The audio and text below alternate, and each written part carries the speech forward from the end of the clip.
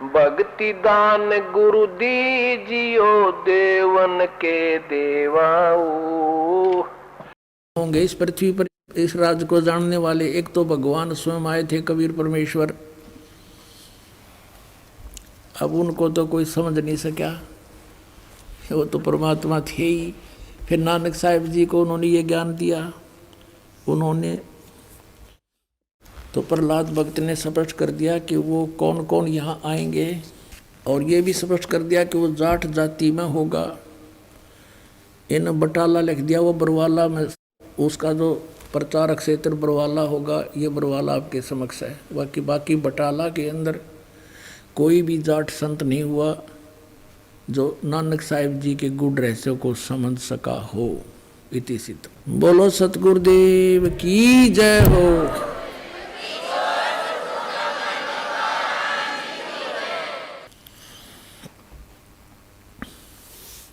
अपने आत्माओं, ये पवित्र कबीर सागर है, इसमें थोड़ा सा और आपको दिखा देते हैं कि नानक साहिब जी को कौन गुरु मिले थे। और इस बात को नानक साहिब जी स्वीकार करते हैं कि मुझे जिंदा महात्मा के रूप में परमात्मा मिले थे, गुरु जी मिले थे। ये पवित्र कबीर सागर इतना ही मान्य और आदरणीय है जितना श्री गुरु ग्रंथ साहिब और श्री गुरु ग्रंथ साहिब से पहले का है, क्योंकि परमात्मा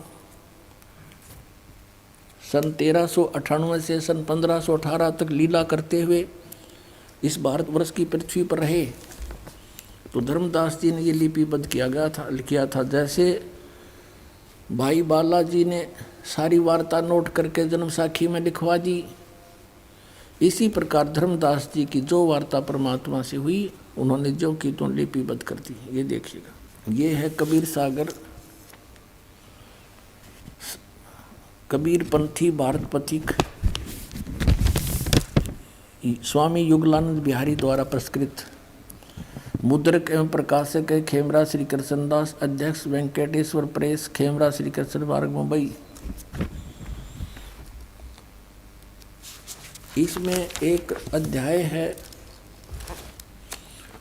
ये देखिएगा, सवसम वेद एक अध्याय है, सवसम वेद बोध, और इसमें 158 पृष्ठ पर हम पढ़ेंगे। इसमें अलग अलग खंड हैं। ये बोध सागर खंड है, इसका अध्याय है सवसम वेद। अथ नानक साह जी की कथा चौपाई के माध्यम से। नानक सा कीन तप भारी, बहुविध भय ज्ञान अधिकारी। के नानक सा कीन तप भारी, पिछले जन्मांतरों में बहुत ही साधनाएं की और सब विधि भय ज्ञान अधिकारी, तब ये ज्ञान के अधिकारी बने थे। इसलिए मुक्ति भावता को लख पाया, तापर सतगुरु की नींद आया। जिंदा रूप धर्यो तब साई, प्रभु पंजाब देश चल आई।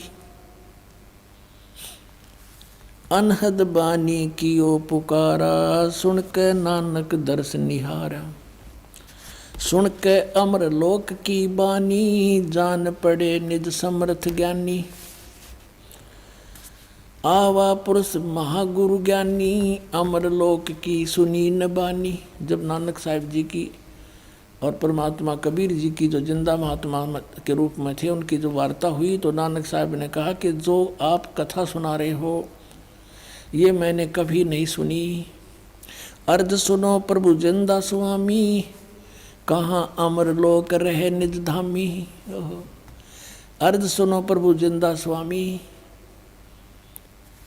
कहो न कही अमर निज बानी। धन कबीर परम गुरु ज्ञानी, धन कबीर परम गुरु ज्ञानी। सब पीरा के पीर, कोई न पावे तुमरो भेदा। खोज थके ब्रह्मा चौवेदा। जब नानक बहुते तप कीना, निरंकार बहुते दिन चीन्या। इस निरंकार से पुरुष निनारा, अजर दीपता की टकसारा। कबीर परमेश्वर ने बताया कि जिस निरंकार की आप पूजा करते हो, काल की, विष्णु रूप में वो प्रकट होता है। कहते हैं इससे वो परमात्मा भिन्न है। निरंकार से पुरुष निनारा, अजर दीपता की टकसारा। अजर दीप, उस अमर लोक के अंदर वो परमात्मा रहता है। पुरुष विछो हुआ तब जबते, काल कठिन मगरो क्यों तबते। कहते हैं परमात्मा कि जब से आप परमात्मा से बिछुड़ कर आए हो, तब से तुम्हें इस काल ने रोक रखा है। आपने बड़ी भक्ति भी की। देखो, इत तब सरस भक्ति नहीं होई, क्योंकि परम पुरुष ना बैठो कोई। जब से हम ते बिछुड़े भाई, 60,000 जन्म तुम पाई। अब क्लियर कर दिया परमात्मा ने कि जब से हम ते बिछड़े भाई, जब ते यानी जिस समय से तुम हमसे बिछुड़कर काल के लोक में आए हो, 60,000 जन्म यहाँ तुम पाई। अच्छे जन्म 60,000 तो आपके हो लिए। दर दर जन्म भक्ति भल कीन्या, फिर काल चक्कर निरंजन दीन्या। कहते तुमने मनुष्य जीवन पा गए और बहुत भक्ति करी, और फिर भी काल इस निरंजन ने तुम्हें इस जन्म मरण के चक्कर में डाले रखा। गहो मम शब्द तो उतरो पारा, बिन सत शब्द लह यम द्वारा। गहो मम शब्द, मुझसे उपदेश लो तो पार हो जाओगे। और बिना सत शब्द, इस सतनाम कहो, सत शब्द कहो, सच्चा नाम कहो, इसके बिना तुम यम के द्वार काल के मुंह में जाओगे। फिर क्या बताते हैं, तुम जैसे अच्छे पुण्यात्मा भी जब यहाँ चक्कर काट रहे हैं, तो और जीव की के पार बसाओगी। तुम बड़ भक्त भवसागर आवा, और जीव कोई कौन चलावा। और जीव की के चालेगी जब आप जैसे इतने बड़े भक्त भी यहाँ भवसागर में जन्म मरण के चक्कर में हो। निरंकार सब सृष्टि भुलावा, तुम करी भक्ति तो लौट क्यों आवा।